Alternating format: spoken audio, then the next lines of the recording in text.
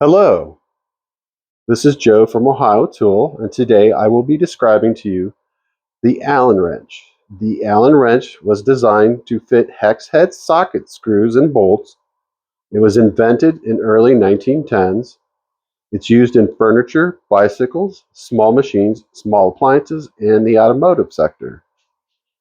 The Allen wrench has three shapes. We have the L-shaped, the T handle, and the ball end Allen. First, we're going to look at the L shape. I have two sets here. I have metric and I have SAE. This metric set runs from 1.5 millimeter to 10 millimeter. This set, the SAE set, has 0.5 of an inch to 3/8 of an inch. And how these things work is what you want to do is you pull this out. Now, the L-shaped wrenches have come, like I said, it's L-shaped. So you have this end. So if you're trying to remove something, you have all this torque. You have all this length of the wrench, put torque on the bolt right here. You can also flip it around and put it in like this. And because there's a ball at the end, you don't have to go into it at 90 degrees. You can make it come in like this. You can hopefully get in there like that